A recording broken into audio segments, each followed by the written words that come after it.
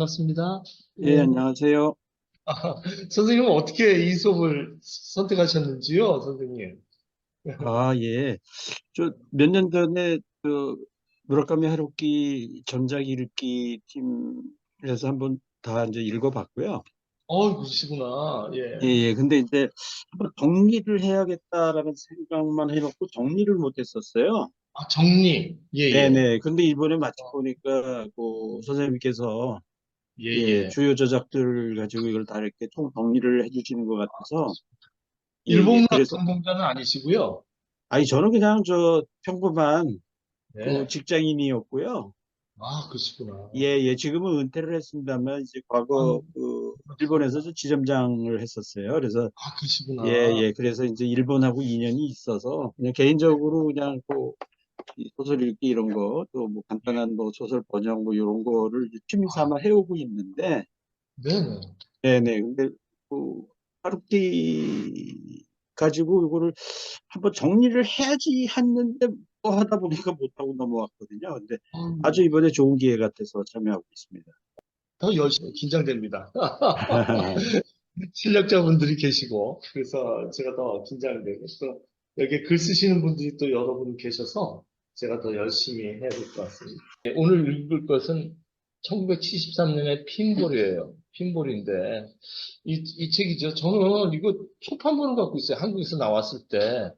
91년에 나온 건데, 그때 나오자마자 제가 샀던 것 같아요. 김춘미 선생님 번역인데, 여러분들이 갖고 있는 책하고는 많이 틀리죠. 초판본이어서. 그래서 좀 양해를 구합니다. 이 책으로 제가 페이지를 여기다 적었어요. 그래서 좀 여러분들이 갖고 있는 지금 책 김춘미 선생님 번역인데요. 개인적으로 또 선생님 잘 알고 있고 제가 또 신뢰하고 이런 분이고 우리나라 그 무라카미 하루키를 그냥 제일 먼저 소개한 분이죠. 김춘미 교수님이 은퇴하셨는데 김춘미 교수님 책을 이렇게 인용을 했어요. 유리베노 카프카, 해변의 카프카 나왔을 때 고려대학교에서 무라카미 하루키 그 토론회가 열렸어요. 근데 저는 무라카미 하루키를 비판하는 입장에서 참여했었어요, 그때. 그때 고려대학교 일문과에서 주관하던 학술대회였는데, 그때 테드 구센이라고 무라카미 하루키 책을 영어로 번역하는 이제 캐나다 교수가 있었어요. 그분은 이제 무라카미 하루키를 옹호하는 입장이었고, 저랑 이렇게 좀 부닥치다가 친해졌어요. 그래서 제가 캐나다에 가서 그분 댁에 가서 쉬기도 하고 또 그분이 저희 집 한국에 와서 저희 집에 쉬기도 하고. 네, 무라카미 하루키 책 보면 이제 테드 구센이라는 이름이 자주 나와요. 테드 구센 선생님이 이제 번역을 많이 하셨죠. 어느 출판사 책이죠, 선생님? 예, 문학사상사. 예, 그 책을 제일 많이 읽고 이제 저작권이 문학사상사에 보관돼 있죠. 번역자가 윤성원 선생님. 예. 그래서 오늘 이 초기 책을 읽는데 이 책을 잘 이해를 못해요, 사람들이. 그래서 좀 지나가고 이 책이 중요한 이유는 1973년의 핀볼 이것으로 무라카미 하루키의 어떤 소설의 유형이 결정되다시피 해요. 이렇게 써야 되겠다. 그래서 지금 데뷔작 바람의 노래를 들어라 그거하고 요거하고는 이제 좀 다른 면이 나오는데 한번 좀 처음부터 읽어보겠습니다. 이제 돌아가면서 한번 우리가 읽을까 싶어요. 이제 여러분들 다 하니까 어, 여러분들 그냥 한 분 한 분 돌아가면서 첫 번째 문장이거든요. 우리 오웅균 선생님 마이크 키신 김에 한번 좀 읽어주시겠어요? 네, 네, 요거 한번 읽어주겠습니다. 예.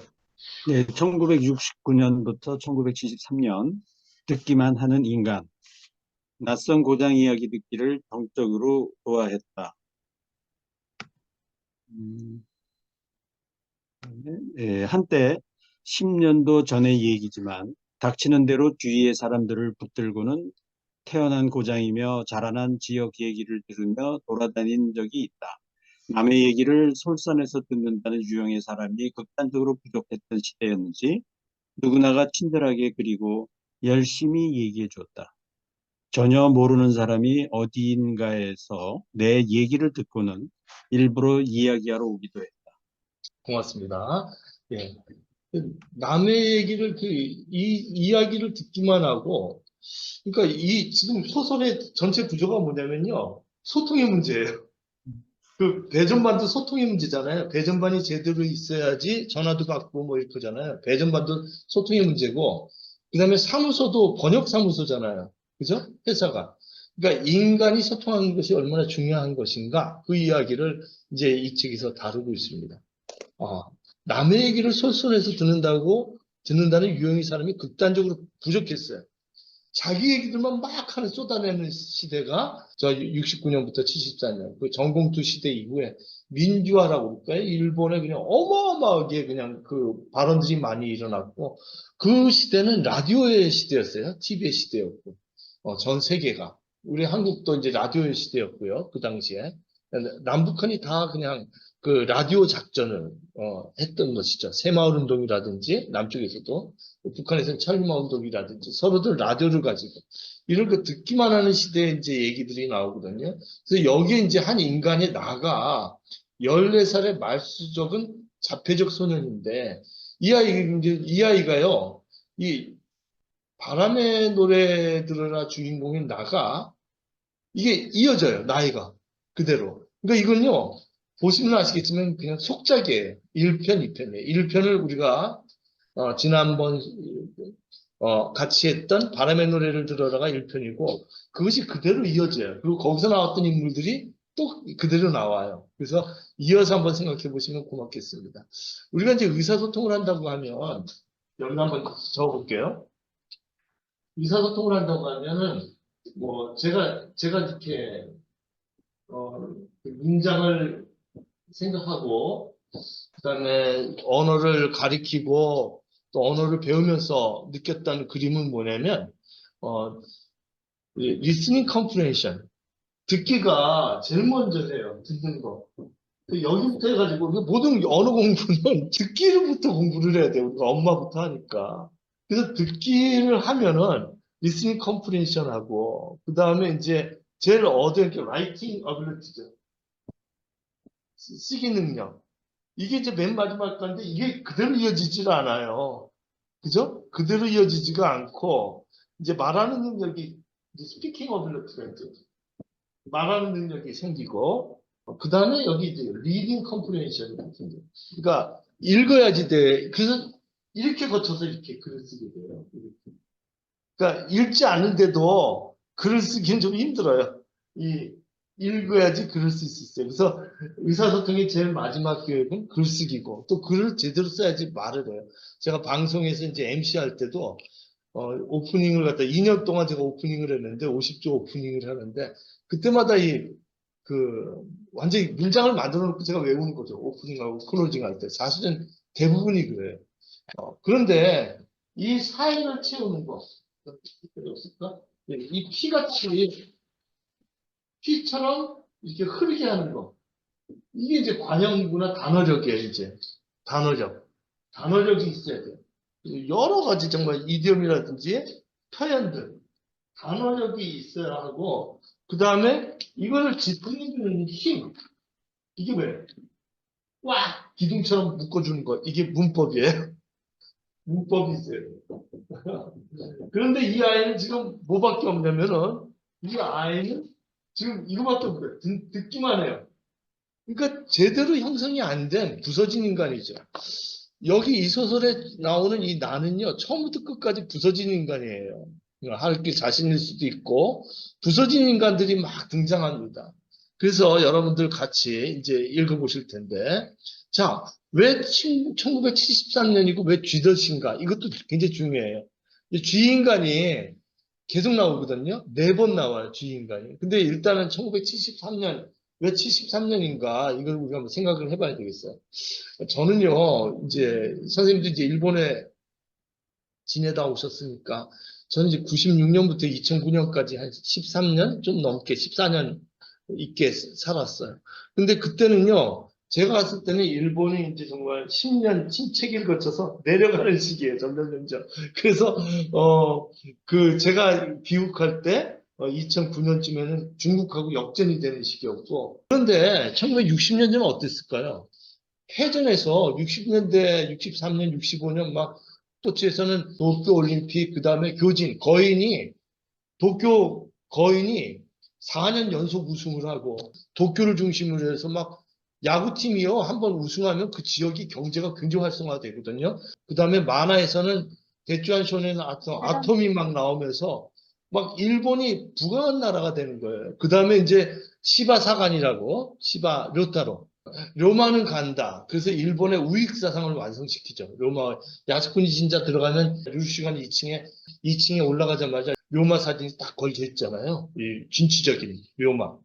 그러니까 로마가 나오고 만화에서는 아톰이 나오고 소설에서는 로마가 간다가 나오고 결정적으로는 오사카 만박, 오사카 막물박람회, 예? 올림픽 막 이러면서 일본이 이제 부흥하는 시기에 이제 68년에 정공투 생기는 겁니다. 60년대는 혁명의 시기였죠. 전 세계가. 우리는 이제 4.19를 제일 먼저 겪었고 프랑스에서는 68, 5월 혁명이 있었고 그 다음에 이제 베트남 전쟁이 65년부터 있었는데 그 당시에 전쟁과 거기에 따른 인간의 자유가 전 세계에서 나옵니다. 일본은 특히 이 베트남 반정운 운동이 일어나면서 일본에서는 68년 6월에 도쿄대학 야스다 강당을 점거해서 기동대가 투입되는 일이 나옵니다. 그래서 69년에 도쿄대학 입학 시험이 취소될 정도로 전국이 학원 분쟁에 휘말렸습니다. 그래서 이런 얘기까지 나오죠. 그는 어느 정치 그룹에 소속되어 있었고 그 그룹은 대학의 구호관을 점거하고 있었다. 행동이 사상을 결정한다. 그 역은 불가라는 것이 그들의 모토였다. 이 기동대가 투입되고 이런 것이죠. 근데 그러면은 68년 이후에 도쿄는 어떻게 되냐? 일본은요, 68년부터 2위였던 서독을 추월해요. 아주 짧은 시기에. 60년대부터 해가지고. 그래서 2위의 경제대국으로 오르고 70년에 오사카 만박이 되면서 무역 흑자 시대로 들어갑니다. 이때부터 초고속 시대. 바로 그 초고속 시대에 무라카미 하루키는 이 시대가 바른 시대인가 그 성찰을 합니다. 그 시대를 성찰하면서 나온 작품이 1973년의 핀볼과 노르웨이의 숲이라고 볼 수가 있습니다. 73년에 일본에 큰 전환기가 닥치죠. 석유 수출 기구에 의해서 1차 그 석유 파동이 일어나고요. 이런 것이 나옵니다. 이 문장 한번 다 같이 읽어볼 거예요. 입구가 있고, 요거 한번 다 같이 읽어볼 거예요. 이거 거의 뭐 주제입니다. 이 소설의 주제. 시작. 입구가 있고,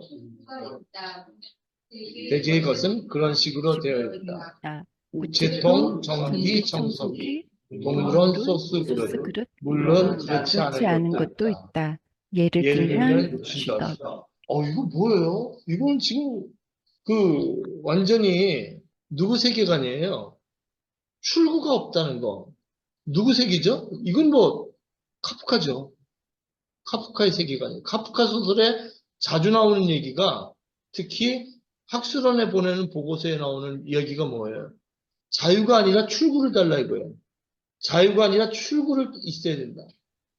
그러니까 자유롭다는 거에 너무너무 기만적인 자유에 사람들이 속아온 거예요. 자본주의뿐만 아니라 사회주의에서도 자유를 얘기하잖아요. 인간의 자유를 얘기하는데 그 자유가 아니라 진정한 그 출구가 있어야 된다 그거죠. 그 여러분 그 원숭이 얘기잖아요. 그 학술원에 보내는 보고서. 원숭이가 그 주인공 원숭이가 빨간 피터의 고백이라고 우리 추성홍이 선생님이 1984년에 빨간 피터의 고백에 나오는 그 원숭이 있지 않습니까? 사물에는 반드시 입구와 출구가 없어서는 안 된다. 그래서 이제 원숭이가 황금해안에서 우리 가나 초콜릿이 유명한 아프리카 황금해안에서 잡혀오는 게 이야기잖아요. 근데 원숭이가 잡혀와 그때 그 사냥꾼들한테 총을 맞아서 엉덩이에 빨간 줄이 그인 거예요. 총알이 스쳐가지고. 그래서 빨간 피터의 고백이라고 한국에서는 그렇게 나왔는데 학술원에 드리는 보고서. 이 원숭이가 잡혀와가지고 그 선원들이 침도 뱉고 소주도 주고 그러다 어느 날 선원들이 하는 욕을 자기도 모르게 따라해요. 이놈 봐라. 그래가지고 이제 이 원숭이한테 인간처럼 교육을 시켜가지고 막 공연을 하면서 말을 할 수 있게 된 거예요, 원숭이가. 그래서 학술원에서 보고를 드리죠. 내가 어떻게 해서 이렇게 됐니. 내가 지금까지 뭐 4, 5년을 하면서 인간이 되고 결혼도 하고 그랬는데 내 목표는 이 안에서 철장 끌려고 이 도시도 저 도시 끌려다니고 이런 것이 아니라 그런 자유가 아니라 나는 출구다. 가나 해안으로 다시 가야 된다. 그게 주제예요. 출구. 그러니까 카프카가 얘기하는 건 뭐냐면은 헝가리 오스트리아 제국에 들어있는 식민지, 체코 식민지 민으로서 그 안에서 그냥 자유롭고 뭐 대학 나온 인류 대학 나온 그 카프카가 아니라 서부 유럽에 종속된 유대인이 아니라 그야말로 새로운 패러다임의 출구를 찾았던 게 카프카 아니에요. 카프카는 시오니즘을 택해서 말기에 이스라엘에 지금 팔레스타인 땅이죠. 돌아가서 식당 운영을 할 것까지 생각을 했어요. 식당 운영, 도로마트하고 식당을 운영할 생각까지 했죠. 그러다가 이제 40대 우리 카프카 죽는데 이 출구, 쥐덫의 이야기는 어디 나오나요? 이 작은 우화에 나오죠. 작은 우화에. 아시는 네. 작은 우화, 클라이네 파벨. 작은 우화 카프카. 아, 쥐가 말했다. 세상이 날마다 좁아지는구나. 처음에는 하도 넓어서 겁이 났는데 자꾸 달리다 보니 드디어 좌우로 멀리에서 벽이 보여 행복했었다. 그러나 이 긴 벽들이 어찌나 빨리 양쪽에서 좁혀드는지 나는 어느새 마지막 방에 와 있고 저기 저 구석에는 덫이 있어. 내가 그리로 달려 들어가고 있다. 너는 달리는 방향만 바꾸면 돼.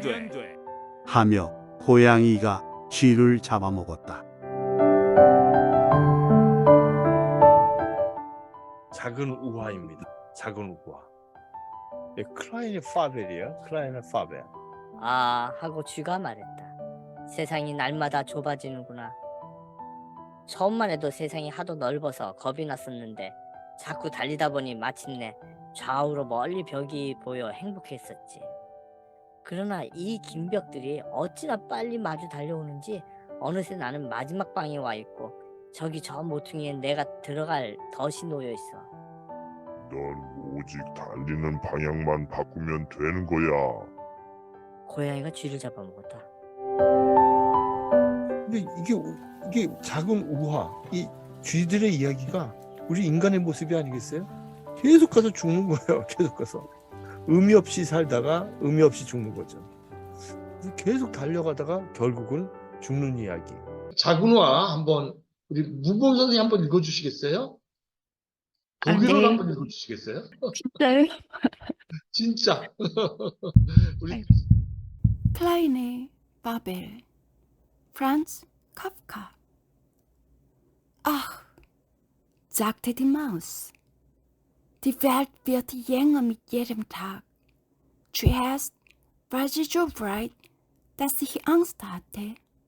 Ich lief weiter und war glücklich, dass ich endlich rechts und links in der Ferne Mauern sah.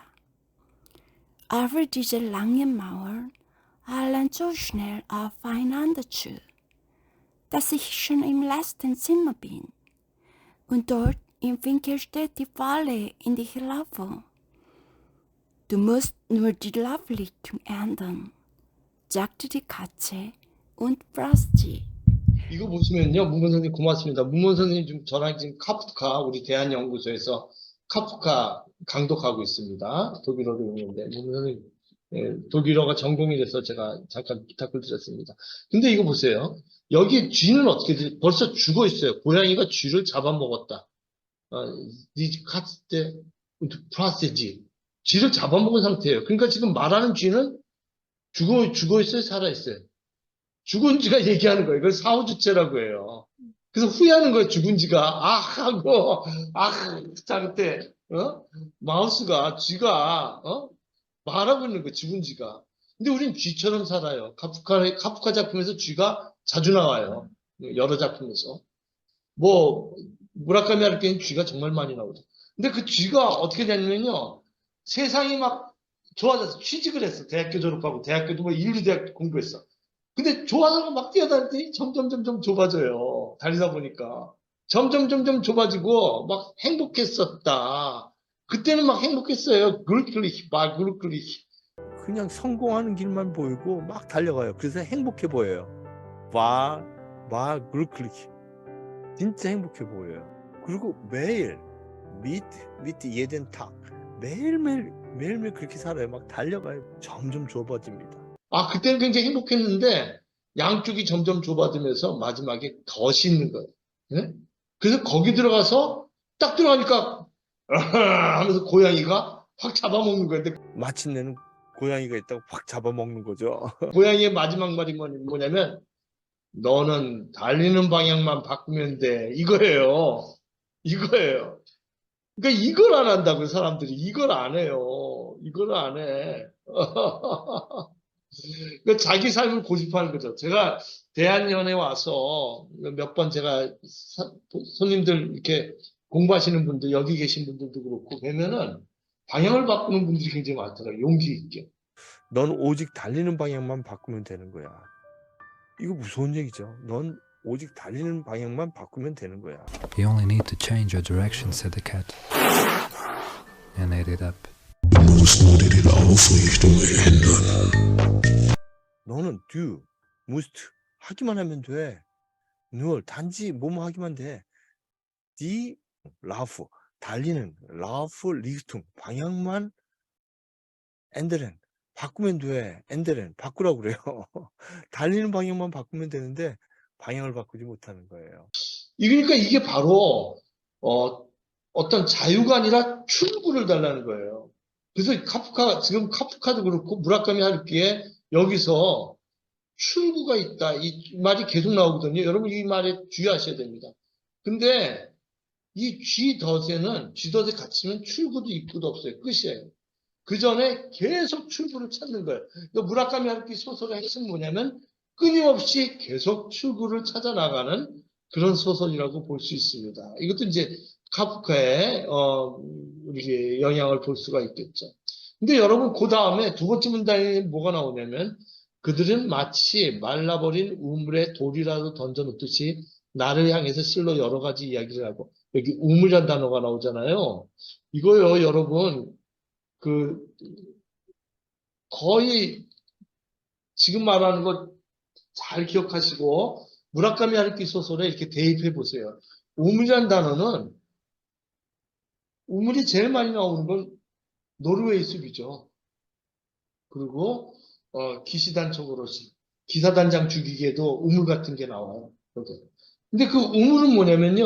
우물을 우리는 그냥 한국말로 읽을 때는 그냥 우물은 그냥 우물이지만 일본어로 읽을 때는 이도라고 읽어요. 이도.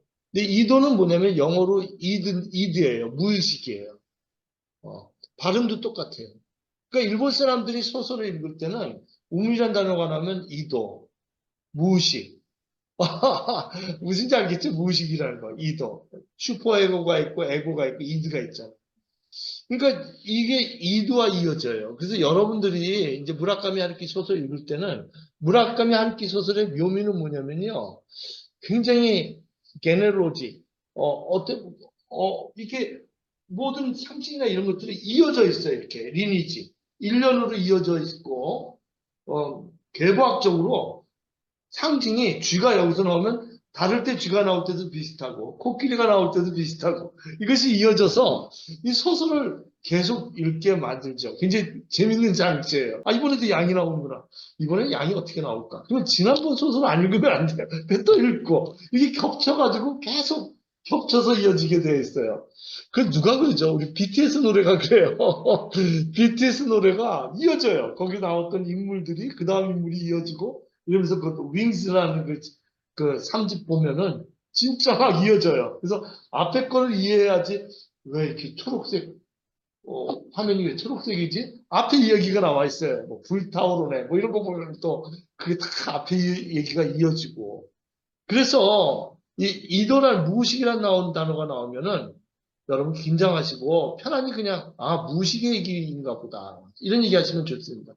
나는 깊은 우물을 좋아한다. 우물을 볼 때마다 돌을 먼저 넣어본다. 돌멩이가 깊은 우물이 수면을 스치는 소리만큼 마음이 편안해지는 건 없다. 여러분 이 무의식을 얼마나 중요하게 생각하냐면요. 무라카미 하루키 소설은요. 무의식의 소설이에요. 근데 여러분 우물을 무의식으로 바꾸면 나는 깊은 무의식을 좋아한다. 무의식을 볼 때마다 돌을 던져 넣어본다. 돌멩이가 깊은 우물의 수면에 스치는 소리만큼 마음이 편안해지는 건 없다. 자, 우리 바람의 소리를 들어라 해서 무의식이 나오는 인물로 우리가 생각했던 게 뭐였죠? 쥐였죠, 쥐. 그죠? 쥐인간. 근데 여기서 또 나와요.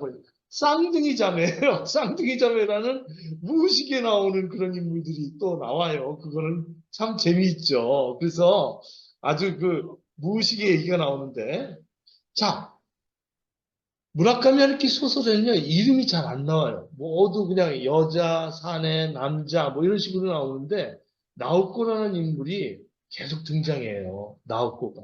그죠? 바람의 노래를 들어라. 그 다음에 1974년 핀볼. 노르웨이 숲에서도 나오코가 나와요. 나오코는요, 자살해요. 그게 소설에 계속 나와요. 아니, 나오코가 어떤 인물인데? 그 저는요, 무라카미 하루키가 아버지에 대해서 고백을 했는데 나오코에 대해서 한번 고백할지도 모를 것 같아요. 언젠가 우리게 그 굉장히 그 무라카미 하루키의 어떤 소설의 열쇠를 여는 게 나오코가 아닌가 이런 생각을 해보는데 여기 이렇게 나와요. 나오코랑 대화하는 게 나오죠. 나오코도 몇 번인가 그런 이야기를 해줬다. 그녀의 말은 한마디도 빠짐없이 기억하고 있다. 뭐라고 불러야 좋을지 모르겠어. 나오코는 해가 잘 드는 대학 라운지에 앉아서 한쪽 팔로 서울 벤치에 귀찮은 듯이 그렇게 말하고 있었다. 저는 나오코가 실제 인물 같아. 무라카미 하루키가 20대 초반에 지금 아내분 만나기 이전에 실제 나오코 같은 인물을 만난 것이 아닌가. 너무나 이 소설에 3-4번에 걸쳐서 나오고, 이 나오코는 이렇게 나면서 완전히 이제 자살해서 노르웨이 숲에서는 이제 완전히 사라져 버리죠. 얼마나 사랑했던 인물인가. 나중에는요, 핑볼 기계하는데 나오코하고 대화하잖아요. 저는 이거 보면서 좀 눈물이 나왔어요. 어떻게 이 지경이 될까? 이제 사랑하는 여자가 사랑하는 여자를 잊었는데 핑볼하고 막 하는데 나오코 목소리가 들리는 거예요. 핑볼 속에서. 무슨 말인지 아시겠어요? 나오코 목소리가 그 정도로 사랑하는 거예요. 무의식 속에 깊이 나오코의 상실이 있었던 거 아니에요. 핑보라고 헤어지면서 나오코도 정리하는 거 이제는 새로운 길을 가는 그런 얘기가 이 얘기 아닙니까? 그 정도로 나오코를 사랑하는 것이죠. 자, 148면에 이런 것도 나오는데 돌아오는 절차 안에서 몇 번이고 자신한테 타일렀다. 모든 것은 끝나버린 거야. 이제는 잊어버려라고 그러기 위해서 여기까지 온 게 아니냐라고 하지만 잊는다는 것은 불가능했다. 나오코를 사랑했던 일도 그리고 그녀가 이미 죽어버린 일도 결국 무엇 하나 끝나 있지 않았기 때문입니다. 이 소설이 얘기하는 건요. 큰 상실이 있어요. 하나는 뭐냐면 아버지의 상실이 여기서도 나오죠. 아버지의 부재가. 그죠? 쥐가 아버지 집에서 나오잖아요. 쥐는 지난 편에 바람의 노래를 들어라도 나왔지만 우리가 무라카미 하루키의 분신이라고 볼 수가 있어요.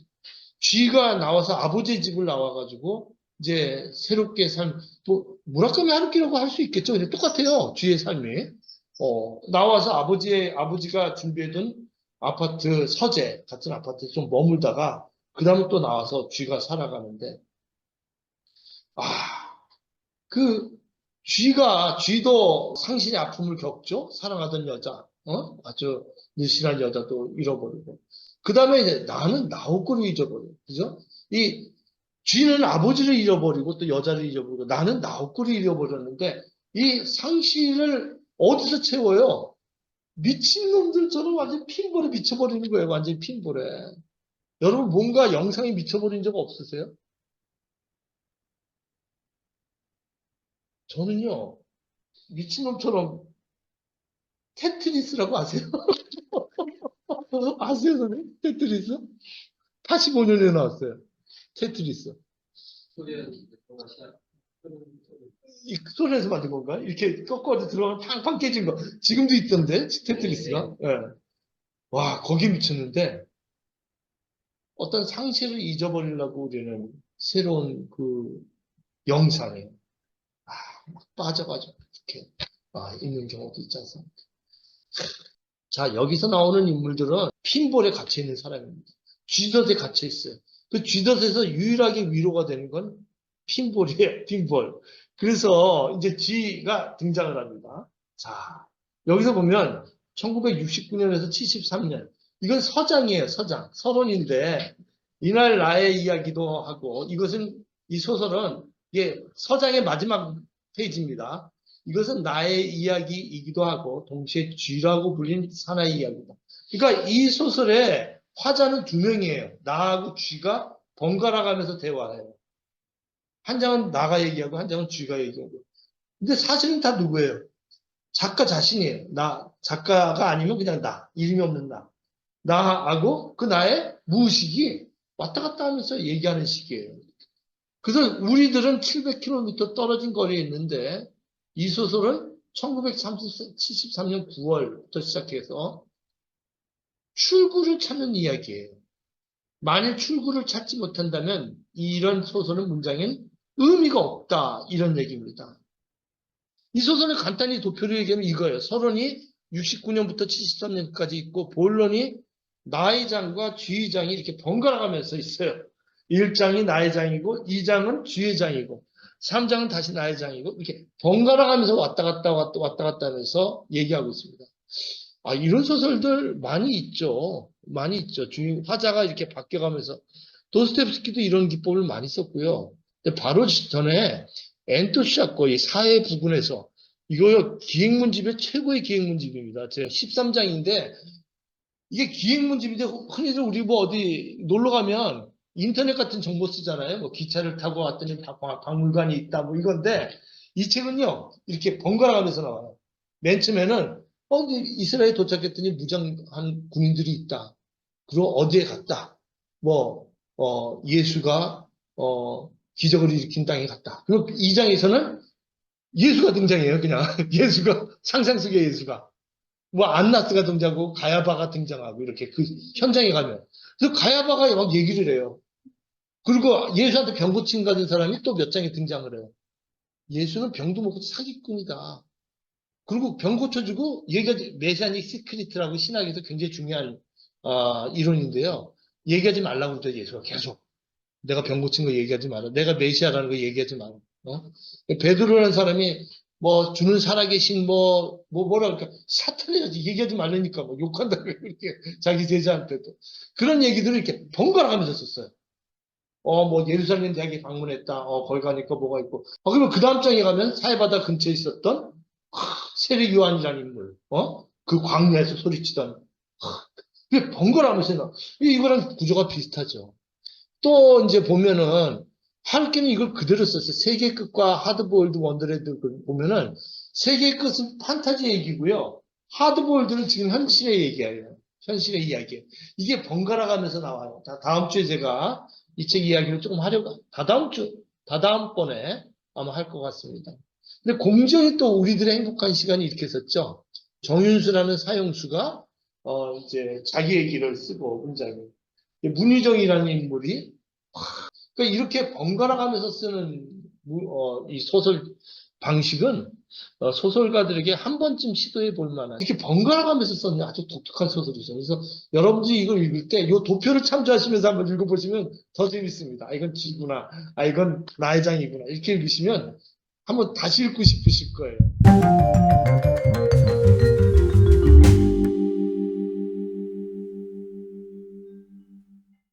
자, 그러면 이제 핀볼이 중요해요. 핀볼이 뭐냐 이거예요, 여기서. 핀볼의 탄생에 대하여 이것이 이제 본론이잖아요, 본론. 그죠? 그 다음에 이게 끝까지 쫙 이제 24장까지 쫙 가는 겁니다. 핀볼이. 레이먼드 멀론이라는 인물이 어떤 사람인지 짐작이 가는 사람은 아마 없을 것이다.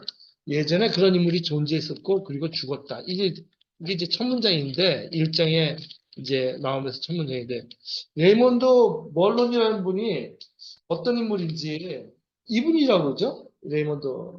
그래서 이분이 만든 게 말리 볼리후. 요걸 만들었대요.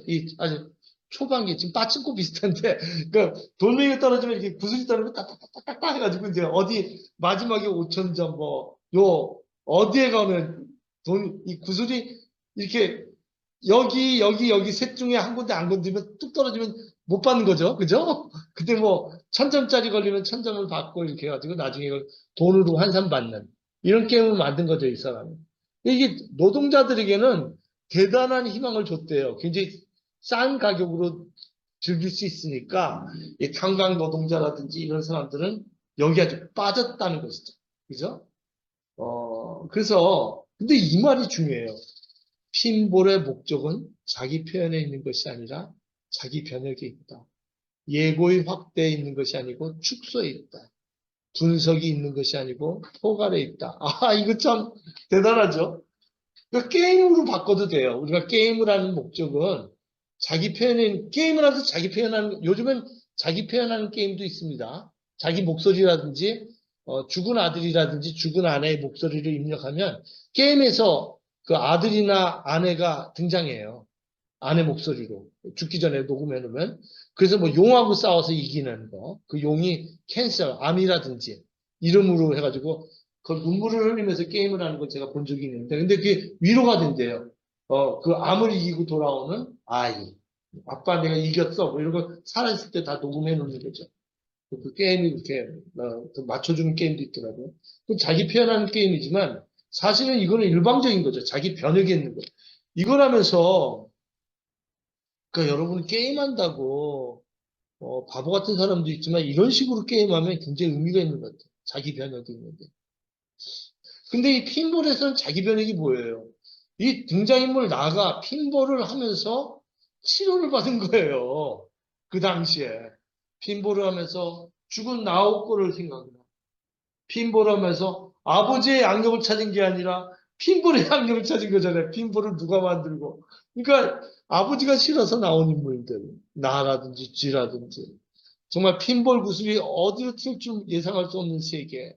이거는 놀이하는 스릴에 빠집니다. 여러분, 요건 핀볼 얘기를 제가 여기서 놀려다 뺐는데, 그 핀볼을 얘기하는 철학자가 누굽니까? 그 당시에 핀볼이라고 할 수 있는 뭐죠? 주사위, 다이스. 근데 인간의 삶이란 주사위 놀이다. 누군지 아시죠? 지금 얘기하는 거. 주사위를 던지면 매일 나오는 이 우연성. 그 우연성을 즐기는 것이 뭐죠? 김연자가 노래 불렀던 거. 뭐죠? 인생을 즐겨라. 아모르 파티. 아모르 파티. 그 파티, 김연자 씨는 파티 해가지고 파티를 즐겨라 이렇게 했는데 원래 라틴은 파티, FATI. 운명을 즐겨라 그거잖아요. 운명을 즐겨라. 그죠? 아모르 파티. 예, 라틴어로는 운명을 즐겨라. 그래서 이중적인 의미가 있는 것 같아요. 김연자 씨가 노래 부를 때. 근데 사실 그거 누가 말했습니까? 적극적 허무주의를 얘기했던 니체죠. 쇼펜하우어와 달리 적극적인 허무주의를 얘기했다. 그 니체 여러분 오늘은 제가 카프카 얘기를 좀 했지만 카프카와 무라카미 얘기를 했지만 여러분 그 노르웨이 숲은요 그야말로 니체 사상의 적용이에요. 노르웨이 숲은. 뭐 제가 노르웨이 숲 할 때 니체 얘기 좀 많이 할 겁니다. 여러분들 이해를 바랍니다. 아직 여기서도 이것을 제가 여기다 넣지는 않았지만요. 그때 좀 집중적으로 하려고. 이것도 핀볼이라는 것이 뭡니까? 우리의 운명이에요. 어디에 떨어질지 모르지만 매일 어디에 떨어질지 모르지만 그날의 최선을 다하는 거예요. 우연성, 이 코인시던스라는 것이 니체에게 얼마나 중요하고 이 무라카미 하루키에게 얼마나 중요한지 모릅니다. 핀볼의 주인공은 나는 핀볼에 아주 집중을 합니다. 근데 나는 1972년 봄에 친구와 둘이서 번역사무소를 차립니다. 이 번역사무소라는 것도 굉장히 중요해요. 번역. 저도 번역하고 여기 번역하시는 분들 있으라고 생각하는데 이 번역이란 건 소통의 문제거든요. 굉장히 중요한 거예요. 소통은. 그러니까 여기서 나온 게 소통의 문제가 맨 처음에 뭐가 나왔죠? 맨 처음에 나는 듣는 것밖에 못한다. 그죠? 어릴 때. 나라는 인물. 근데 이 친구가 일어나가지고 이제 시대를 겪고, 말만 많이 하는 시대를 겪고, 번역사무소에 차립니다. 이 번역사무소는 이제 그 리스트가 나오지만 외국 책들이 일본어로 번역하는 그런 일들도 합니다. 그 리스트가 나오죠. 소설을 보시면. 그래서 이 인물들은 번역하는데, 근데, 이들이 이 주인공 나가 이제 빠진 건 스페이스 10에 몰두하게 됩니다. 이 마지막 결론인데요.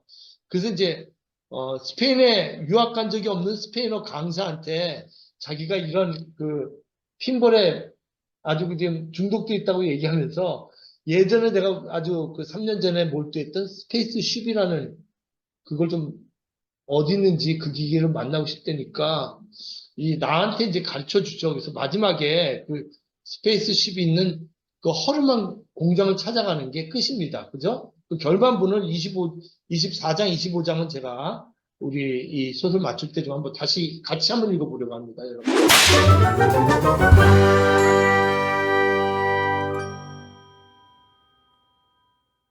자, 그러면 쌍둥이 자매는 뭐냐? 이거 굉장히 중요한 키워드만 제가 이렇게 좀 얘기하고 있습니다. 쌍둥이 자매, 선생님, 쌍둥이 자매가 뭐 같아요? 무의식, 맞아요. 무의식, 더 정확히 얘기하면 무라카미 하루키의 욕망이에요. 그냥 무의식 안에 여러 가지 요인이 있는데 트라우마, 엔슈터스 장애, 컴플렉스 이런 거 다 무의식인데 무의식 중에 하나가 또 욕망이에요. 디자이어, 또 무의식이에요. 우리 융이라든지 이제 프로이트 심리학에 보면 그 무의식이 굉장히 중요한 거죠. 그런데 이 처음에 이 쌍둥이 자매가 등장하는데 이 무라카미 하루키 답죠? 툭 치고 나와요. 무라카미 하루키는 이렇게 우린 전 연구자로서 한 인물이 나오려면 그 사람의 아버지, 할아버지가 어떤 인물이고 이게 쭉 쓰는데 툭 나와요. 인물이 느닷없이 무라카미 하루키는. 왜 내 방에 살게 되었는지, 언제까지 있을 셈이지? 도대체 자네들은 뭐지? 나이는, 태생은. 나는 무엇 하나 질문하지도 않고 그녀들도 말하지 않았다. 그냥 갑자기 그냥 같이 사는 거예요. 그냥 이 쌍둥이 자매들하고. 우리들은 셋이서 커피를 마시거나 로스트볼을 찾으러 골프 코스를 저녁에 산책하거나 침대에서 장난치면서 나날을 보냈다. 그럼 이제 음탕한 생각을 하죠. 아, 이거 침대에서 아니 이거 셋이서 지금 무슨 행위를 하는 건가? 그게 아니에요. 무라카미 하루키 그걸 닫아요. 그런 상상을 못하게끔 쌍둥이 자녀가 나올 때는 야한 표현을 안 써요. 쌍둥이 자매가 나올 때는 그걸 다 알거든요. 그러면은 이 쌍둥이 자매는 뭐냐? 쌍둥이 자매는요 철저히 현실을 몰라요. 얘네 굉장히 웃겨요. 현실을 몰라가지고 그 당시에 일어나는 미얀마, 오스트리아 사태도 모르고 베트남이 왜 분단됐는지 왜 싸운지도 몰라요. 현실에 대해서 이게 무의식이라는 거죠. 현실을 모르고 그냥 꿈의 세계에 있는 인물들이에요. 그래서 아무 집에 가서나 제 집인 것처럼 생활하는 기이한 생활을 해요. 근데 쌍둥이 자매가 무의식이라는 게 어디에 나와요? 단편 소설에 명확히 나옵니다. 요거 우리 정상욱 선생님 마이크 켜고 좀 읽어주실 수 있을까요? 제 꿈은 쌍둥이 여자친구를 갖는 것입니다. 쌍둥이 자매 둘 다 제 여자친구인 것. 이것이 10년 동안 품어온 제 꿈입니다. 쌍둥이 여자가 이런 글을 읽으면 어떤 기분이 들지 난 잘 모르겠다. 어쩌면 불쾌할지도 모른다. 말이 되는 소리야? 하고 버럭 화를 낼지도 모른다. 만약 그렇다면 죄송합니다. 이건 그저 제 꿈일 뿐이에요. 꿈이란 되게 불합리하며 일상의 규제를 넘어선 것이죠. 그러니 이건 그저 무라카미 하루키의 꿈이야 하고 너그럽게 이해하고 읽어주십시오. 네. 이 책에 나옵니다. 이 산문집에. 그러니까 쌍둥이 자매는 무라카미 하루키가 오랫동안 생각했던 욕망이에요. 그냥 꿈에 이런 자매가 있었다면. 근데 그 꿈이 어디서 생겼냐면 요 사진이에요. 이 영화에 나왔대요. 하이스쿨, Almost Summer. 이 영화 실패한 영화인데 이 영화를 무라카미 하루키가 이 영화를 보고 고등학교 청춘 영화인데 마지막에 졸업식 장면에 이 장면이 나온대요. 남자 주인공이 양옆에 쌍둥이 여학생을 겨누리고 경쾌하게 나타나는 장면인데 그걸 보고 그냥 나도 저랬으면 좋겠다 이런 생각이 들었다는 거죠. 나는 쌍둥이라는 상황을 좋아한다. 쌍둥이와 함께 있다는 가설 속에 내가 좋다. 나는 그녀들이 지닌 은밀한 분열성을 좋아한다. 그녀들이 지닌 어질어질할 정도의 증식성을 좋아한다. 그녀들은 분열하고 동시에 증식한다. 그리고 내게 그것은 영원한 백일몽이다. 무라카미 네, 하루키. 예. 예, 감사합니다. 여기 나오는 거죠. 이 산문집에 나오는 얘기입니다. 쿨하고 와일드한 백일몽. 이 책 안에는 무라카미 하루키의 쿨하고 와일드한 백일몽이라는 산문집에 나와요. 산문집에 이게 나와요. 그냥 영원한 백일몽이다. 그래서 가장 야한 대사람이 요 정도예요. 쌍둥이 자매가 있는 팀인데 나는 옷을 벗고 칸트의 순수 이성 비판과 함께 침대에 들어간다. 아니 이걸 읽고 무슨 에로스한 장면을 상상할 수 있겠어요? 그냥 누워서 책 읽는 거죠. 그러니까 무의식과 함께 이렇게 누워서 책을 읽는 거예요. 무의식과 함께. 이 책에 그림까지 들어가 있어요. 이게 일본어판에 들어가 있는 그림입니다. 책에 그림까지 들어 있어요. 이렇게 정답고 이런 것을 이제 삶을 살고 싶다는 거죠. 그러니까 쌍둥이는 뭐냐면 여러분 이상한 나라의 앨리스 읽어보셨어요? 그죠? 영화도 있죠. 여기 보면 토끼가 막 이렇게 길을 안내해요.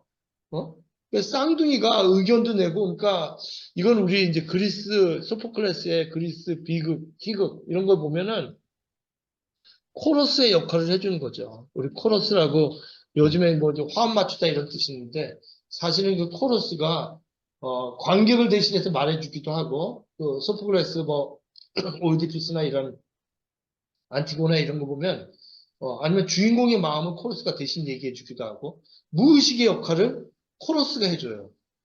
코러스가. 그리고 막 이제는 전쟁하러 나간다 뭐 이런 이제 그 상황을 설명해주기도 하고.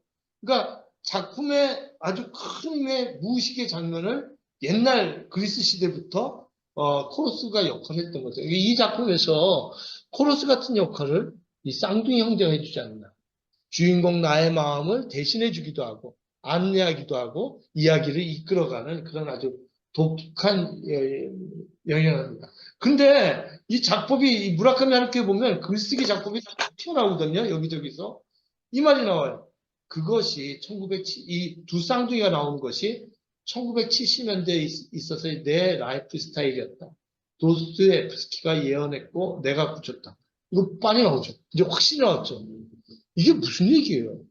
여러분들 소설사를 보면은 소설사 제가 옛날 고대 소설의 주인공은 뭐였을까요? 신화적 시대.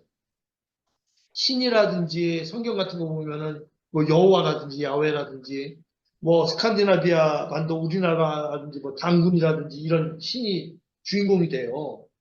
그 다음에 조금 지나면 중세시대 되면 잔다르크라든지 이순신이라든지 이런 사람들이 주인공으로 나와요. 그죠? 뭐 금오신화 같은 경우는 굉장히 뛰어난, 그러니까 뭐 어마어마한 거예요. 금오신화는. 그 민중들을 주인공으로 삼잖아요. 금오신화는. 그러니까 이건요 어마어마한 소설적 사건이에요. 여러분 김시습을 한번 그러니까 중세에서 근세에 일어나면 뭐예요? 근세에 일어나면은 전형적 인간이라고 해요. 루카치가 얘기해요. 아주 대표할 수 있는 인간들이 나와요. 그 전형적 인간이 뭐예요? 이제 중세 지나서 근세에 이르기 전에 전형적 인간. 그 뭐? 흥부와 놀부. 흥부는 착하고 놀부는 나쁘다. 비지. 부르주아지는 나쁘고 프롤레타는 착하다. 이런 전형적 인간이 나온다. 실제로 그런가요?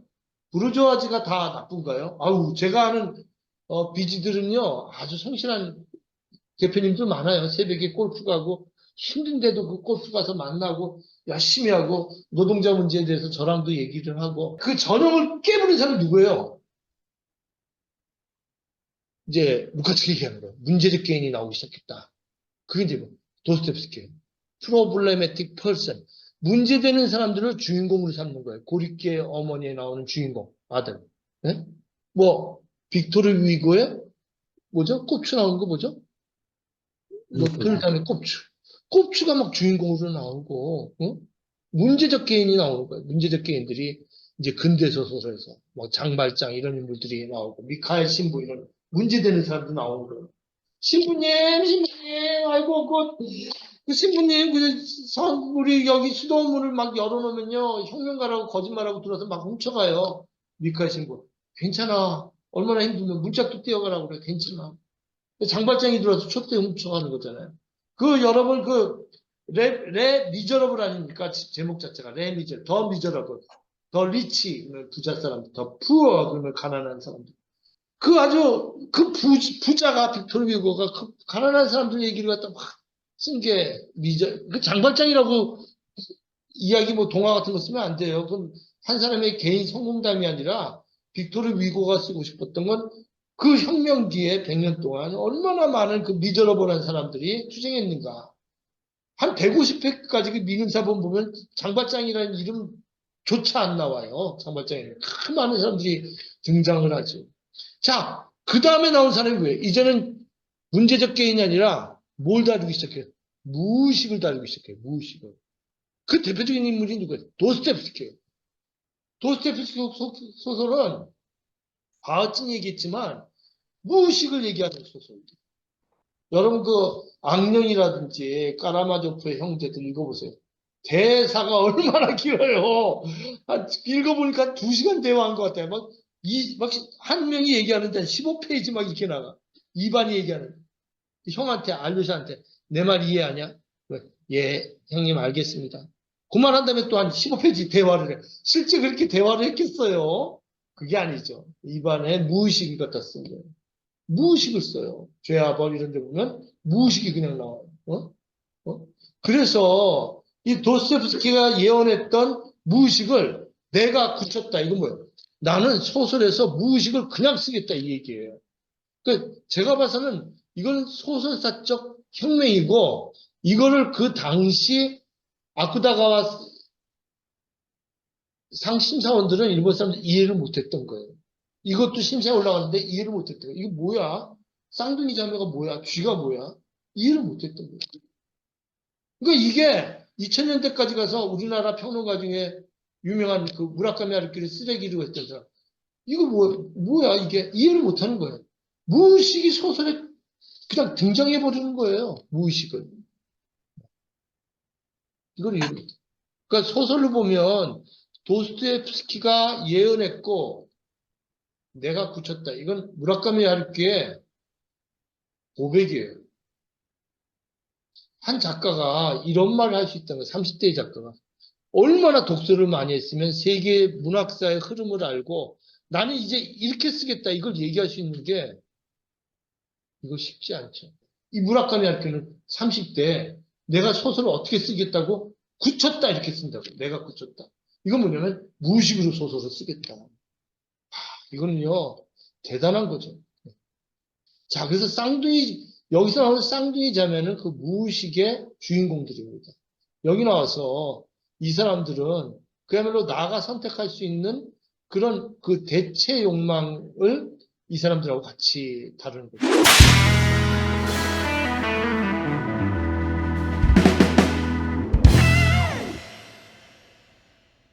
그럼 이제 쥐가 뭐냐 여기 들어가야 돼요. 쥐는 뭐냐? 바람의 노래를 들어라. 74년 핑볼 양을 쫓는 모험에서 다음 3회 강연에서 할 양을 쫓는 모험에서도 쥐가 나오고 노르웨이 숲에서도 쥐가 나오고 근데 쥐가 그 다음에 점차 없어져요. 점차 없어져. 쥐가 뭐냐? 그래서 쥐 3부작이라고 하기도 합니다. 초기 소설에. 쥐가 나오는데 아까 제가 카프카의 쥐를 얘기했잖아요. 쥐는요 밤에만 이래요. 무라카미 하루키가 쥐 같은 인생이죠. 그죠? 그 당시에. 쥐하고 이 무라카미 하루키는 번역사무소에서 일하는 사회인이 되는데 쥐는 성장을 안 해요. 나는 성장을 했죠. 바람의 노래를 들어라. 학생이 했는데 번역사무소 직원이 돼서 사회인이 됐는데 쥐는 그냥 헤매요. 계속 술 먹고. 계속 헤매고. 근데 여기 보면 쥐의 이거 이제 얘기가 나와요. 쥐에게는 시간의 흐름이 마치 어딘가에서 뚝 하고 끊어진 것처럼 보였다. 왜 그렇게 되어버렸는지 쥐로서는 알 수가 없다. 달린 곳을 찾아낼 수조차 없다. 두더거를 노크를 손에 쥔 채 그는 엷은 가을의 어둠 속을 방황했다. 감사합니다, 선생님. 선생님 제가 소설 쓰시라고 이렇게 보냈는데 우리 선생님이 쓰신 책이 결혼들은 왜 이럴까요? 이 책인데 너무 재밌어요. 제가 아주 재밌게 읽었습니다. 근데 선생님 요런 지금 쓴 표현은 이거는 정신세계에 대한 표현 같죠. 그죠? 뭐 끊어지고 인간에 대한 표현이 아니죠. 예? 그래서 이거는 인간에 대한 표현이라고 볼 수가 있겠습니다. 이 친구는요. 중국인 바텐더에 들어가서 일본어 이상으로 잘하는 중국인 바텐더하고 늙은 부부처럼 서로 기대면서 일합니다. 이 쥐는요. 무라카미 하루키랑 너무 비슷해요. 아버지 집을 탈출해 나와서 거기 카페에서 술 먹고 지내면서 소설을 써요. 그래서 바람의 노래를 들으라고는 크리스마스 때마다 나에게 소설을 써서 보내요. 저한테도 쥐가 있어요. 11월 달만 되면요, 소설 쓰라고 어떤 영혼이 저한테 다가와요. 내 글 써주세요. 그래가지고 한 표씩 한 표씩 써가지고 지금 소설이 늘고 있어요. 발표는 안 하고. 그러니까 쥐가 있는 거죠. 쥐가. 내 영혼에 쥐가 있는 거죠. 또 쥐는요, 이 여성을 사랑하다가 이연이 숲에서 힘껏 안습니다. 야한 뭐 그런 묘사는 없어요. 근데 하여튼 몸을 섞었던 거죠. 근데 해안가에 가서 여인의 아파트 방이 보이는 차를 세우고 그 여인을 보기도 하는데 이제 그 여인이 이제 사라지죠. 또 상실을 겪어요.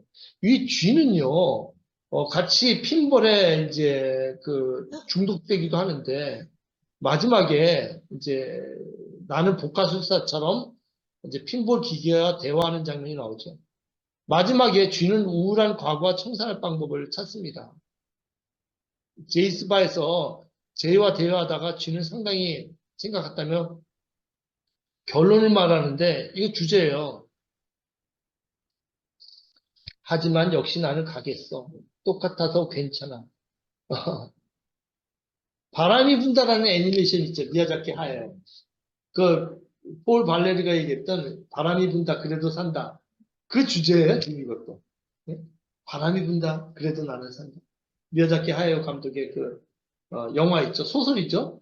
소설 실제 인명 비행기 일본의 무스탄기를 만든 비행기 조종사를 얘기했던 실제 소설인데 나는 가겠어.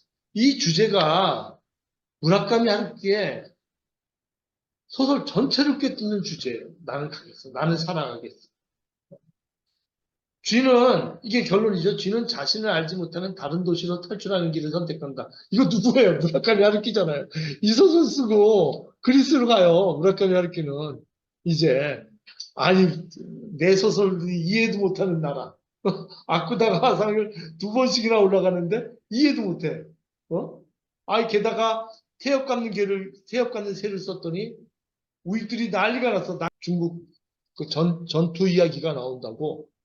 그래서 이 쥐는 대학에 입학하자마자 출가하고 바에서 머무는 쥐는 하루께 젊은 시절을 연상하게 해요. 밤에는 자기 일을 하는 쥐의 생리는 바를 경영할 때 영수증 정리를 마친 심야에 글을 짧게 썼다. 그래서 아포리즘처럼 뚝뚝뚝뚝 끊어져요. 이게 생활에 따라서. 쥐는 브로큰 이거죠. 이거 우리 라칸에서 얘기하는 이거 금간자, 부서진 자. 서브젝트가 깨진 거죠, 이거. 여러분들 문자표 보면 이렇게 나오잖아요. 이거는 깨진 주체. 브로큰 서브젝트. 부서진 자. 여기에 나오는 인물들이 다 깨졌어요. 그러니까 내가 깨져서 나오잖아요. 등장하잖아요. 무라카미 하루키라는 존재가 나라는 인물로 나오고, 쥐로 나오고, 또 쌍둥이 자매라는 이름으로 또 나와요. 그래서 이 깨진 주체들이 막 근간 주체들이에요. 여기까지만 읽어도 하루키는 이 쥐라는 존재는 하루키라는 것을 알 수가 있습니다.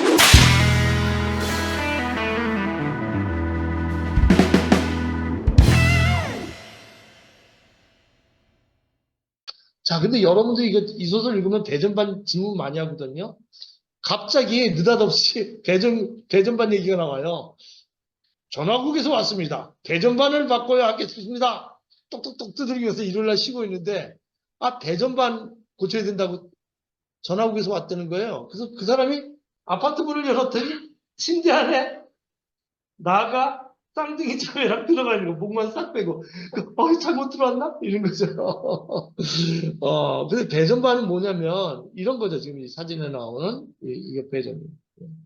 자, 이제, 그래서 배전반은요, 이 스위치보드 검색해 보시면요, 여러분들 지금은요, 스위치보드 이게 넣는 것이 아니라, 아파트 지하에 가면 이렇게 배전반 큰 거 있잖아요. 무슨 인터넷 배전반 이런 것들.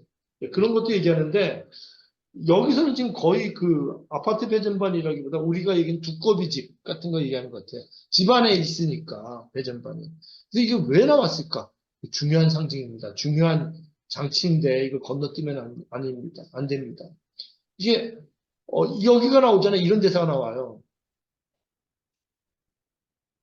배전반은 전부 본사의 커다란 컴퓨터에 접속되어 있습니다.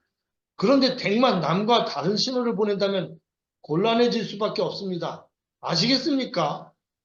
예, 알겠습니다. 하드웨어와 소프트웨어의 통일 문제로군요. 이거 사실은 그렇지 않죠?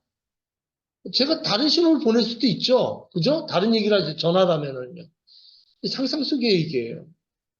배전반.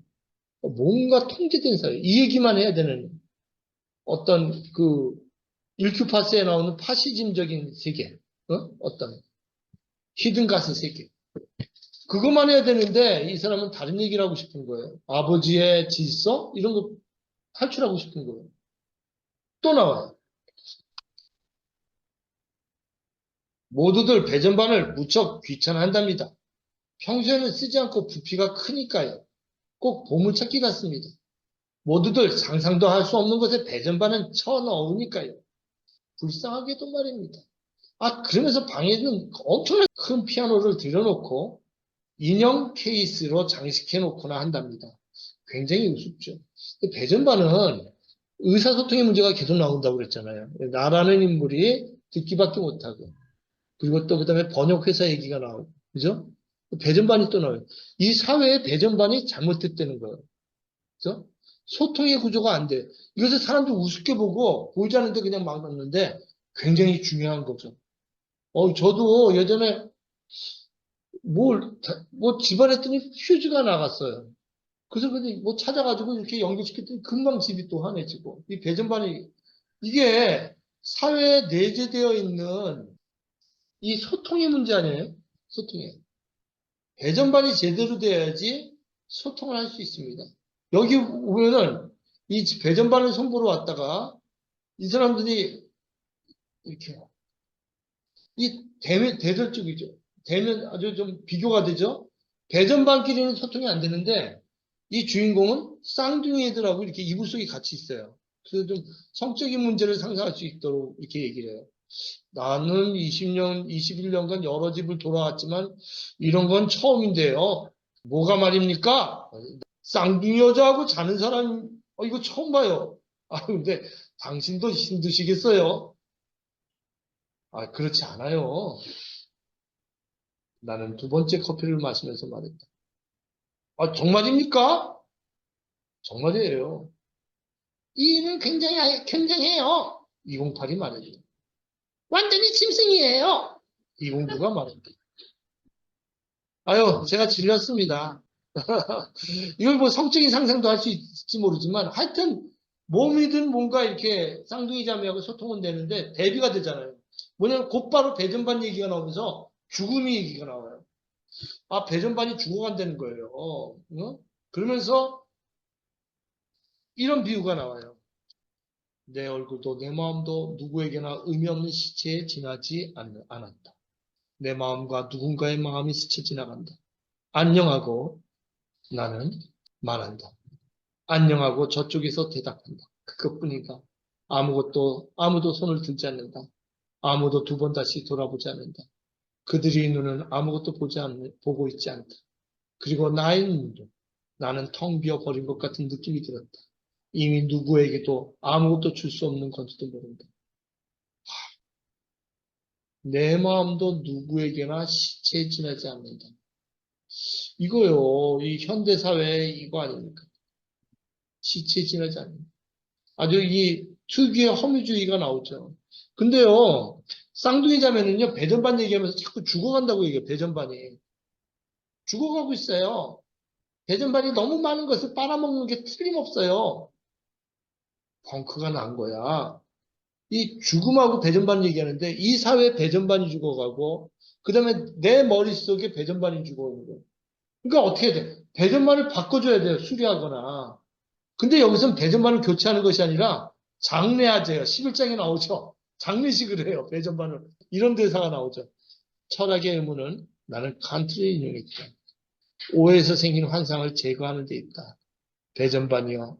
저수지 밑바닥에 영원히 편히 잠들고. 자, 소통을 하려면 시대의 오래된 배전반은 바꿔야 됩니다. 자, 그럼 여기서 나라는 인물의 오래된 배전반은 뭘까요? 나헛구에 갇혀있는 배전반. 나헛구밖에 모르는 그 슬픔, 상실. 이걸 누가 장례시켜 준 거예요? 쌍둥이 자매가 장례시켜 준 거예요. 나헛구에. 그리고 새로운 배전반을 설치해야 된다는 거예요.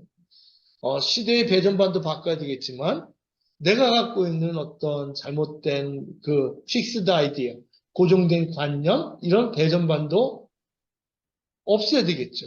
이 배전반이라는 것은 굉장히 중요한 겁니다. 배전반을 장려한 것이죠. 자, 이제 소설의 결론부에 이제 반 넘어갔어요. 이건요, 필리그리미지 구조가 됐어요. 나우코가 살았던 고향을 찾아가서 기억해 봤더니 70년에 나우코는 죽었어요. 70년 봄날에 나우코가 죽었기 때문에 이제 3년 지나서 74년에 나우코의 그 집터 뭐 이런 데 찾아보니까 막 변해버렸어요. 근데 내 기억 속에 나우코는 살아있어요. 근데 이제 그 번역회사에 나와 친구와 여자 직원이 있는데 직원 수련회를 3명이 간 모양이에요. 그래서 그 대화해요. 지금은 어때요? 애인은 있어요? 그녀가 물었다. 나는 잠시 동안 생각하고 쌍둥이를 제외하기로 했다. 아니, 외롭지 않아요?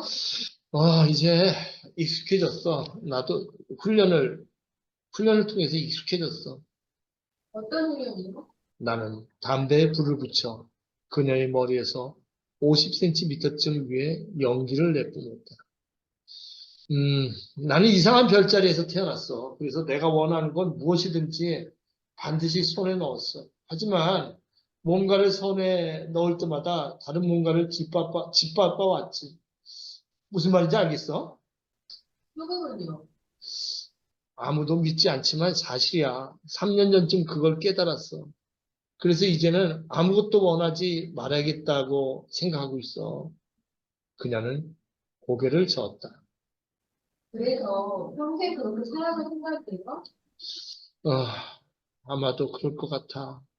누구에게도 폐를 끼치지 않아도 되니까. 정말로 그렇게 생각한다면 신발장 속에서 살면 되겠네요. 그녀가 말했다. 훌륭한 의견이었다. 재밌죠? 그러니까 상처가 이제 치료되는 거예요. 그래서 제가 얘기하는 그 무라카미 하루키 소설이 이하 사례로 위로받는, 치료받는 소설이죠. 일본 사람들한테 이게 굉장히 치료받는 거예요. 저는요, 이 소설의 어느 부분에 가면서 좀 약간 눈시울이 떨렸어요. 번역가로 살아가는 나는 매력적인 비서와 함께 번역을 하면서 대화도 하고 그렇죠. 나는 핀볼에 몰입했던 기억을 얘기합니다.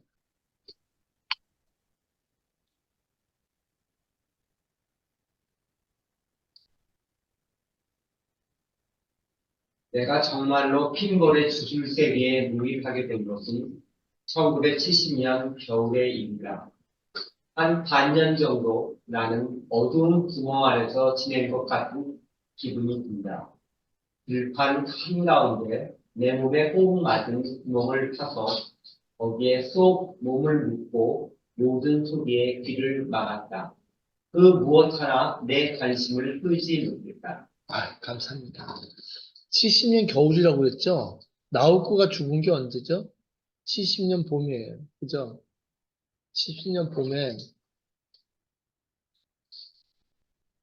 나우코가 죽은 다음에 다른 세계를 찾아갑니다. 어떤 그 주술 세계에 몰입하게 됐다. 어두운 구멍 안에서 지낸 것 같은 기분이다.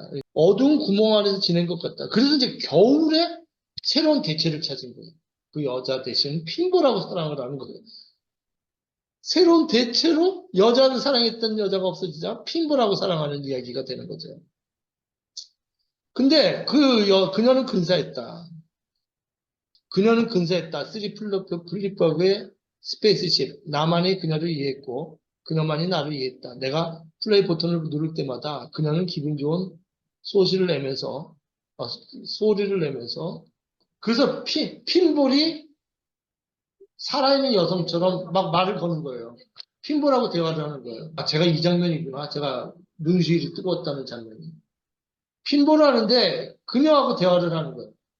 나만이 그녀를 이해했고 그녀만이 나를 이해했다. 내가 플레이 버튼을 누를 때마다 그녀는 기분 좋다. 그러니까 뭐 이런 거죠. 나는 죽었지만 열심히 해. 핀볼이라도 열심히 해.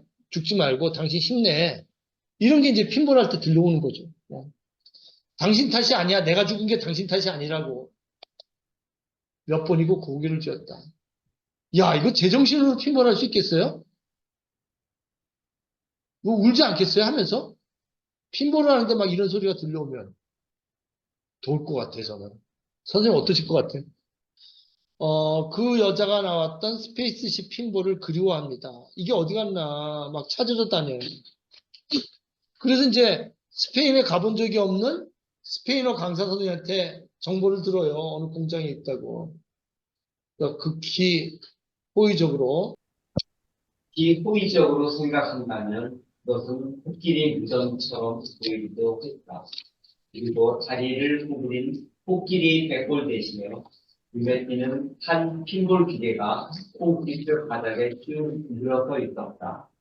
나는 계단 위에 서서 그 이상한 광경을 가만히 내려다 보았다.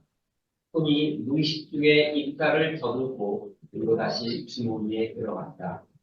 대단한 숫자의 핀볼 기계가 78이라는 것이 그 정확한 숫자였다. 나는 오랜 시간을 투자해서 몇 번이고 핀볼질을 헤아려 봤다. 78 틀림이었다. 78개의 죽음과 78의 침묵. 나는 반사적으로 몸을 움직였다. 싶다. 그리고 역시 죽은 장 냄새가 난다. 네, 감사합니다. 아주 그냥 그 시골에 우리 뭐 어디 그 시골에 아주 썰렁한 공장 같은 거 생각해 보자고요. 창고. 거기에 막 78대의 핀볼을 찾은 거예요. 거기. 와, 78. 예? 그게 코끼리 백골 같은 거죠. 그야말로.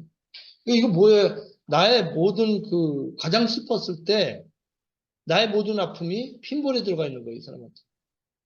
그 여자, 죽은 여자 대신 핀볼에 몰두하면서 핀볼을 사랑했던 거죠. 그래서 핀볼의 무덤에 갔죠. 22장에 그 여자랑 대화해요. 핀볼에 그 여자의 영혼이 있는 거죠. 만나러 와줘서 고마워. 그녀가 말했다. 다시 못 만날지도 모르지만 건강하게 지내줘. 고마워 하고 내가 말했다. 핀볼은 그녀가 되어주고 다시 찾아 고맙다고 죽은 핀볼과 대화하면서 이건 나우코와의 대화였죠. 그러니까 기계를 인간으로 이렇게 환치한 것들이 시인에게서는 많이 나타나는데 그렇게 시 쓴 사람이 누구냐면 김수영이에요. 김수영의 달나라 장난 보면 팽이를 가지고 자기 삶을 비유하죠. 팽이는 돈다. 쓰러지지 않고 돈다. 여러분 그 유튜브에서 김은교, 김수영 치면 한 30개 정도 제가 더 탐사해서 녹화한 김수영 영상이 있습니다. 거기 달나라 장난 한번 보셔요. 그 다음에 순알로라는 시도 있어요. 순알로를 자기에 비유해요. 순알로 라지에이터라고 있죠, 예전에. 순알로는 자기를 불태우는 3개월을 위해서 내내 헛것어서 살아가, 여름 내내. 아무 쓸데없이 사람들이 버림받고. 3개월을 위해서 불태워요. 그래서 그 어둠을 나는 신이라고 부른다. 어둠은. 헬리콥터, 김정의 헬리콥터. 이런 어떤 사물들을 갖다 인간으로 여기는데 무라카미 하루키는 이 핀볼을 그녀로 여깁니다. 그녀와 대화해. 나오코와 진정한 장례식을 치며 나는 치유를 체험하고 그때 마지막에 208, 209하고 살았죠. 난 208, 209가 나오는데 이 친구들이 옷 바꿔 입으면 바뀐 거 아닌가? 꼭 208이 있나 209를 있나? 아무 이런 것도 못해. 재밌는 상상력인데. 하여튼 이 친구들이 사라지는 게 소설의 끝이에요. 이런 이제는 208, 209가 왜 떠나요? 쌍둥이 자매가 이젠 위로하지 않아도 되겠다. 이젠 치유가 됐겠다. 뭘 생각하고 있지? 삐리삐리. 쌍둥이가 하나 물었다. 아무것도 아니야. 내가 말했다. 그녀들은 내가 준 시애틀을 입고 종이봉투에 넣은 트레이너 셔츠와 약간의 갈아입을 옷을 겨드랑이에 끌어안고 있었다. 어디로 가? 나는 물었다. 원래 있던 곳으로 돌아가는 것뿐이야. 또 어딘가에서 만나자. 하고 내가 말했다. 또 어딘가에서 하나가 말했다. 또 어딘가에서 또 하나가 말했다. 어딘가, 보비스트, 너는 어디 있는가? 이거 어디가 주제예요, 어디가? 어딘가. 이거 실존주의, 이그지스텐셜리즘이잖아요. 이그지스텐셜. X, 밖으로 나가는 거예요. 밖으로 나가서 내가 서 있는 거. 이게 실존주의잖아요. 하이데거가 고흐의 구두를 보고 이건 실존주의다. 하이데거는 뭘 본 거예요? 구두를 본 게 아니라 이 낡은 구두를 신었던 광부의 아줌마, 광부들. 그걸 생각, 여기에 실존이 있다. 이거 익지스텐셜리즘이다. 실존주의다. 이거야말로. 이 구두가 그냥 그린 게 아니라고요. 구두가, 고흐가 그린 구두가 여기에 구두를 신었던 실존들이 들어요. 이걸 고흐가 내세웠다. 이거 아닙니까? 이 마지막 소설의 마지막 부분입니다. 우리 25장. 맨 마지막 한번 읽어볼까요? 소설 가지고 계신 분? 고요한 11월에 이제 이 사람들은, 그러니까 73년 9월부터 10월까지 핀볼에 중독되어 대화 단절되었던 그 청년의 순례기가 마무리되는 겁니다, 이제. 맨 마지막에 제가 어딘가에서 만나자 하면서 이제 떠나는 이야기를 읽어주시겠습니다. 그것은 마치부터 맨 마지막 페이지. 예, 그 대화체가 나온 다음에 읽어주시겠습니다. 예, 맨 마지막 페이지가 25장 소설 끝에, 내가 말했다. 어딘가에서 다시 한 명이 말했다. 어딘가에서 다시 다른 한 명도 말했다. 그 말은 마치 메아리처럼 내 마음속에서 한동안 울렸다. 버스 문이 쾅 하고 닫히고 쌍둥이가 차창에서 손을 흔들었다. 모든 것이 되풀이된다. 나는 같은 길을 혼자 되돌아와 가을 햇살이 넘치는 방 안에서 쌍둥이가 남기고 간 러버소를 들으며 커피를 끓였다. 그리고 하루 종일 창밖을 스쳐 지나가는 11월의 일요일을 바라보았다. 모든 것이 투명하게 비쳐 보일 것 같은 한 11월의 조용한 일요일이었다. 일본인들이 왜 이걸 가지고 그 눈물도 흘리고 이런 거 이해가 돼요. 이거를 지금 제가 설명하니까 좀 이해가 되시나요? 좀 이해가 안 됐던 부분이 이해가 되시나요? 한 영혼이 얼마나 괴로워하는가. 막 분열적 자아죠. 쌍둥이 자매가 되고 또 쥐가 되고 그러면서 이제는 그 쌍둥이 자매 그 곁에서 위로해주고 같이 자고 이랬던 쌍둥이 자매가 떠나가는 겁니다. 여러분 주무실 때 쌍둥이 자매가 있나요? 저는 있어요. 뭐 이렇게 나무 펜데 소중히 여겨요. 그걸 꼭 옆에다 이렇게 놓고 자요. 요즘엔 이제 좀 멀어져가지고 이제 현관 쪽으로 갔어요. 근데 그게 그렇게 위로가 되더라고요. 그 패가 어디서 받은 패인데, 야, 나를 이렇게 위로해 주는구나. 그 패를 이렇게 한동안 가지고 있었어요. 그런 게 있어요. 쌍둥이 자매가 누구나 있을 거예요. 내가 어떤 책이 있을 수도 있고. 제가 나츠메 소세키하고 무라카미 하루키를 그냥 짧게 얘기를 하겠는데, 나츠메 소세키의 주제는 뭐냐면, 내가 근본적으로 어디에 서 있는가, 이거예요. 계속. 마음도 그렇고, 그, 코코로가 제국을 뜻하는 것이 아닌가. 그 나츠메 소세키는요, 초기작 풀베개, 쿠사마쿠라부터 계속해가지고, 나라는 인간은 어디 서 있는가, 그걸 고민을 해요. 그걸 평생, 그 짧은 한 10여 년 동안 어마어마한 작품을 쓴 거예요. 그러니 뭐 위궤양으로 죽을 수밖에 없죠. 완전히 뭐 몰두해가지고. 이건 소설에 미친 사람이에요. 그 막, 아내를 뺨따기 때리기도 하고, 아이들 이렇게 그러면서도 그 아내가 참 교코가 정말 나츠메 소세키 사랑했죠. 이렇게 무시당하면서도 부잣집 딸이 나츠메 소세키를, 그 아내가. 나츠메 소세키의 소설의 핵심은 지고혼이. 내가 지금 어디에 서 있느냐, 이게 주제거든요. 무라카미 하루키도 바로 이 지점에 있어요. 나츠메 소세키가 메이지 유신을 그대로 통째로 살았죠. 메이지 유신 끝난 다음에 몇 년 지나면 나츠메 소세키 죽었어요. 태어날 때 메이지 유신이 시작했어요. 그래서 그런데 그 일본이 고속으로 전 세계 제국주의가 되는 세계. 무라카미 하루키는 일본이 전 세계에서 고속으로 해서 세계 2위의 경제대국이 되는 세상. 이 큰 두 작가가 거기서 나라는 인간은 어디에 서야 되는가. 나라가 제국이 된다고 만족하면 안 된다. 나라는 인물, 상실되어 있고 결핍되어 있는 나라는 인물은 어디에 서야 되는가. 그 모습을 나와 쥐를 통해서 표현한 소설이 1973년의 핀볼이라는 소설이 아닐까 이렇게 생각을 해봅니다. 이 소설을 읽고 또 이런 상실의 아픔을 느낀 사람은 같이 공유하면서 이야사례로 위로를 받겠죠. 그죠? 네. 오늘 여기까지 하겠습니다. 감사합니다. 감사합니다.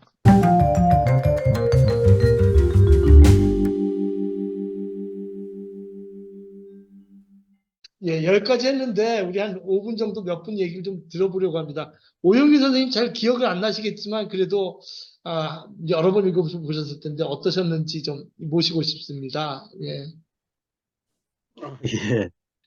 저도 뭐, 참, 읽은 지가 한 4, 5년 전인 것 같아서요. 네. 뭐, 기억은 잘 안 납니다만은, 지금 뭐, 그동안에 이제 일본하고 저도 좀 인연이, 일 때문에, 직업 때문에 이제 인연이 있다가, 어렵게 또 일본에 대한 지식과 이제 일어에 대한 능력 이런 거를 몸에 익혔는데 이걸 다 일을 안 하게 되면은 다 사라지는 게 좀 아쉽더라고요. 네. 그래서 이제 사실은 뭐 일본 소설 번역하는 데 공부하는 모임에 이제 조인을 해서 네. 이제 쭉 이제 나름 노력을 해왔었고요. 근데 이제 그 중에 일환으로 요 무라카미 하루키의 이제 모든 작품을 다 읽어보자 하는 이제 그런 게 있었습니다. 그 당시에는 이제 김지덕 선생이 이제 저 가르쳐 주셔서 이렇게 쭉 따라서 했었고요. 번역 공부는 이제 번역가이신 이제 김만주 선생 예. 진짜 좋은 예, 분이네. 예. 그래서 이제 지금도 이제 같이 이렇게 공부를 하고 있습니다. 예. 근데 하여튼 뭐 하루키 같은 경우는 뭐 제 세대에서는 사실은 뭐 이렇게 이런 상실 뭐 이런 거의 주제가 제 이슈는 아니었었고요. 저보다 훨씬 후배들이 이제 굉장히 뭐 찐드럼처럼 하루께 빠져 있더라고요. 그래서 굉장히 이게 궁금했었었고, 그래서 마침 또 이렇게 공부할 기회가 있어서, 한번 하는 김에 그러면 모든 걸 다 읽어보자 해서 뭐 에세이까지 다 이제 일단은 다 읽어봤거든요. 근데 이제 하여튼 이게 이제 지금 초기작이니까 일종의 이제 하루키 작품 세계에 거의 뭐 원형과 비슷한 것 같습니다. 지난번 바람의 노래를 들어라 같이. 최근까지도 쭉 읽어보면은 굉장히 이제 동어 반복 같다. 이제 네네. 거의 뭐 원형에서 이게 약간씩 변화하지만은 거의 같은 것이 이렇게 재생이 되기 때문에 그래서 좀 외람된 말씀입니다만 참 가성비가 굉장히 높은 이제 작가님이 아니신가 이렇게 하는 소견은 좀 갖고 있고요. 그래서 이제 그러다 보니 이제 지금 거꾸로 가장 원형에 가까웠었던 이제 초기 작품들을 한번 다시 정리를 다시 해봐야겠다는 마음에 이제 선생님 강의를 다시 들으면서 특히 이제 키워드 중심으로 이렇게 전부 다 짚어주셨기 때문에 이제 다시 이렇게 기억을 다시 이렇게 소환하는 좋은 기회가 된 것 같습니다. 사실은 그 당시 공부할 때 멤버들하고 이제 지금 선생님이 쓰신 요 책을 저희가 쓰려고 했었어요. 근데 이제 안 해도 되겠네. 뭐 다 잘해도 주셔가지고. 하여튼 뭐 개인적으로는 그런 소감들이 좀 남아 있습니다. 네. 예, 선생님. 질문이라기보다 생각을 말씀해 주셨습니다. 근데 이제, 그러니까 무라카미 하루키의 어떤 동호반복적인 주제의식. 예. 근데 그것이 작가들이 빠져나가기 참 힘든 것 같아. 헤르만 헤세가 주제의식을 평생 못 빠져나가잖아요. 똑같죠. 예, 똑같죠. 뭐, 시타르타, 뭐야, 데미안, 또 뭐죠, 게로니카, 뭐죠? 그 다음에 맨 뒤에 유리알 유이요? 유리알 유이. 예, 유리알 유이 같이 읽으셨죠, 저랑. 예. 유리알 유이는 정말 대단한 작품입니다. 한 8번 나눠서 이런 식으로 강의해야 됩니다, 유리알 유이는. 노벨상자고. 유리알 유이가, 이게 주제가 똑같아요. 그것도 이거예요. 지금 얘기했던, 나라는 그 인간의, 로만 빌동, 그죠? 인간이 어떻게 성인이, 어른이 되어가는가. 근데, 이제, 무라카미 하루키도 똑같은 얘기를 하는데, 그 시각이 조금씩 다른 것 같아요. 그러니까 판타지하고 현실로 둔다면 이제 노르웨이 숲 같은 건 이제 굉장히 현실적이고요. 노르웨이 숲은 정말 리얼리즘에 가깝죠. 그다음에 이제 여러 작품들이 또 현실적인 것이 굉장히 많고요. 그리고 점점 갈수록 또 이제 판타지적인 것들이 있고, 그래서 제가 도표를 만들어 놓은 게 있습니다. 다음 주 정도에 한번 보여드리겠습니다. 그래서 약간 위치가 판타지와 현실의 농도의 차이, 뭐 여기서 좀 이렇게 좀 차이가 좀 있는 것 같습니다. 다른 분 한 분 또 우리 줌으로 들으신 분 중에서 얘기하실 분 열고 의견이나 질문도 좋겠습니다. 어떤 얘기를 해도 말씀해 주시면 고맙겠습니다. 최근에 네. 글씨와 불확실한데요.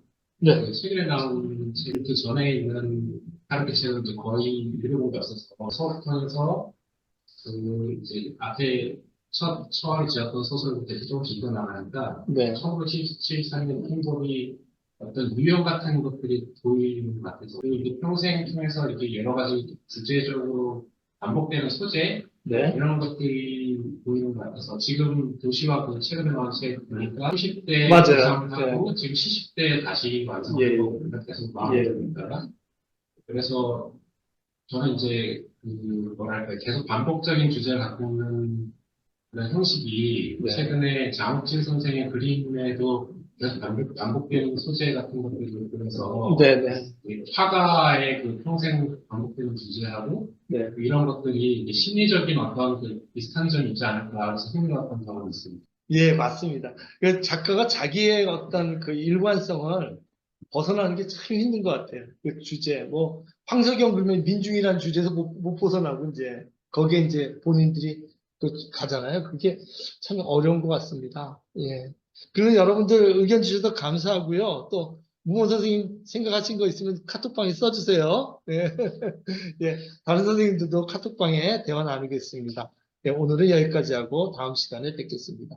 고맙습니다. 감사합니다. 감사합니다. 고맙습니다. 감사합니다. 감사합니다.